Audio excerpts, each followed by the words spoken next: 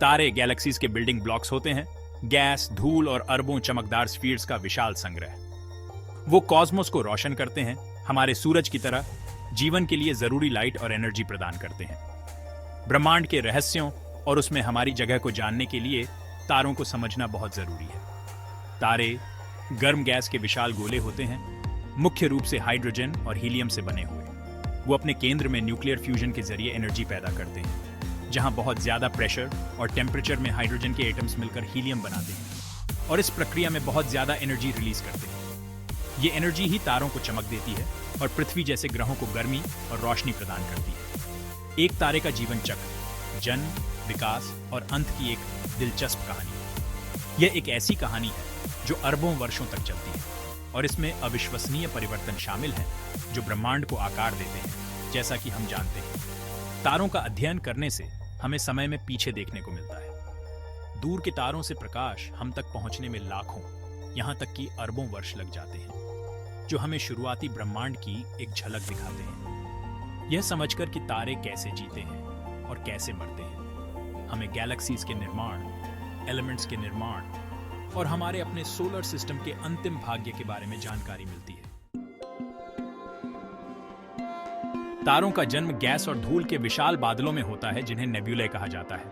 ये नेब्यूले, जिन्हें अक्सर तारकीय नर्सरी कहा जाता है, गैलेक्सीज में बिखरे हुए हैं और तारों को बनाने के लिए आवश्यक सामग्री से भरे हुए हैं। तारे के जन्म में गुरुत्वाकर्षण एक महत्वपूर्ण भूमिका निभाता है। जैसे ही गैस और धूल के ये बादल अपने ही गुरुत्वाकर्षण बल के तहत ढहते हैं, वे घूमना और गर्म होना शुरू कर देते हैं। जैसे जैसे अधिक सामग्री अंदर की ओर खींची जाती है, इस ढहते हुए बादल का केंद्र सघन और गर्म होता जाता है। अंततः कोर एक ऐसे महत्वपूर्ण तापमान और दबाव तक पहुंच जाता है जहां न्यूक्लियर फ्यूजन प्रज्वलित होता है। इस प्रक्रिया में हाइड्रोजन परमाणु हीलियम बनाने के लिए फ्यूज हो जाते हैं, जिससे भारी मात्रा में ऊर्जा निकलती है। यह ऊर्जा बाहरी दबाव बनाती है, जो गुरुत्वाकर्षण के अंदरूनी खिंचाव को संतुलित करता है, जो एक तारे के जन्म का प्रतीक है। एक बार जब कोई तारा संतुलन की इस स्थिति को प्राप्त कर लेता है, तो वह मुख्य अनुक्रम में प्रवेश करता है, जहां वह अपना अधिकांश जीवन हाइड्रोजन को हीलियम में मिलाते हुए बिताएगा। यह वह चरण है जिसमें हमारा सूर्य वर्तमान में है, गुरुत्वाकर्षण और परमाणु संलयन के बीच संतुलन की विशेषता वाली अपेक्षाकृत स्थिर अवधि। अरबों वर्षों के बाद हमारे सूर्य जैसा तारा अंततः अपने कोर में हाइड्रोजन ईंधन को समाप्त कर देगा। जैसे ही कोर में हाइड्रोजन खत्म होता जाता है, यह गुरुत्वाकर्षण का मुकाबला करने के लिए आवश्यक बाहरी दबाव को बनाए नहीं रख पाता है। कोर सिकुड़ने लगता है और भी अधिक गर्म होने लगता है। कोर के तापमान में यह वृद्धि तारे की बाहरी परतों को नाटकीय रूप से फैलाने का कारण बनती है, बाहर की ओर गुब्बारा बनाती है और तारे को लाल विशालकाय में बदल देती है। इस चरण के दौरान तारे की सतह ठंडी हो जाती है, जिससे यह लाल रंग का दिखाई देता है। लाल विशालकाय अपने मुख्य अनुक्रम समकक्षों की तुलना में काफी बड़े और चमकीले होते हैं। लाल विशालकाय की फैलती बाहरी परतें आसपास के ग्रहों को अपनी चपेट में ले सकती हैं। हमारे अपने सौर प्रणाली में सूर्य के बुध और शुक्र की कक्षाओं से आगे तक विस्तारित होने की भविष्यवाणी की गई है, संभवतः पृथ्वी तक भी पहुंच रहा है।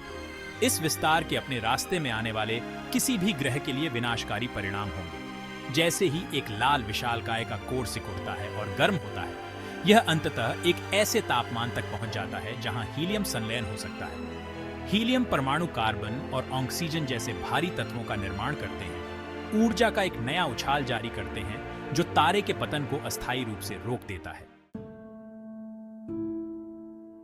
एक लाल विशालकाय का भाग्य उसके द्रव्यमान पर निर्भर करता है। हमारे सूर्य और उससे थोड़े बड़े तारों के लिए लाल विशालकाय चरण उनके अंत की शुरुआत का प्रतीक है। इन तारों में कार्बन और ऑक्सीजन से भारी तत्वों को मिलाने के लिए आवश्यक तापमान और दबाव उत्पन्न करने के लिए द्रव्यमान की कमी होती है। जैसे ही हीलियम संलयन बंद हो जाता है, कोर फिर से सिकुड़ जाता है और लाल विशालकाय की बाहरी परतों को अंतरिक्ष में बाहर निकाल दिया जाता है।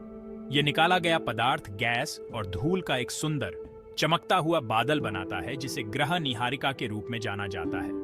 इस ग्रह निहारिका के केंद्र में लाल विशालकाय के कोर का अवशेष स्थित है, एक सघन गर्म वस्तु जिसे सफेद बौना कहा जाता है। सफेद बौने अविश्वसनीय रूप से घने होते हैं, जिनका द्रव्यमान सूर्य के बराबर होता है, जो लगभग पृथ्वी के आकार के आयतन में पैक होता है। ये तारकीय अवशेष अरबों वर्षों में धीरे धीरे ठंडे होंगे, अंततः धुंधली ठंडी वस्तुओं में लुप्त हो जाएंगे।